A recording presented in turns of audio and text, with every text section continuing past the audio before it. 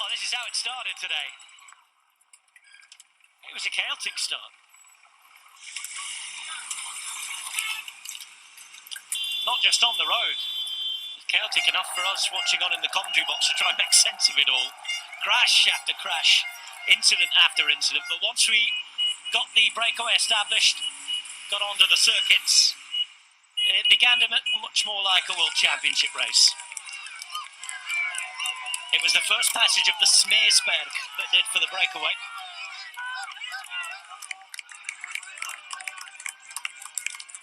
Peloton being whittled down all afternoon.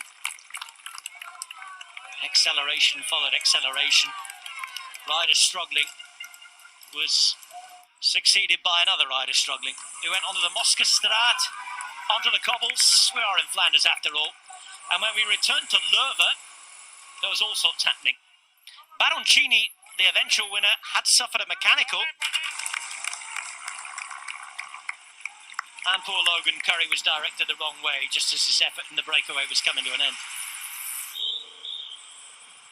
Happened a couple of times recently in races around here. Think back to the Brussels Cycling Classic. Evgeny Fedorov tried to get across. One of the pre-race favourites, you'd have to say, on a course like this, the Kazakh. Finn Flischer-Black, surprisingly distanced. Mauro Schmidt looking good for a while, wasn't he? He was at long odds to win, which was a surprise, given how he'd ridden in the Giro d'Italia. He was caught, though, and this is the moment that the attack went.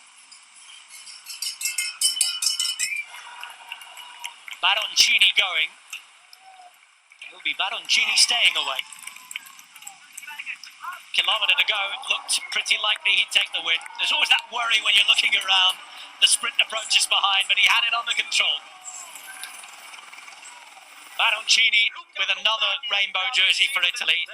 Biniam Ghirmay making history for Eritrea and helping African cycling to continue to lift off.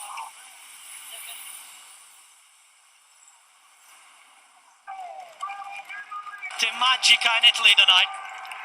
They've had a few of them this summer, whatever sport that might be.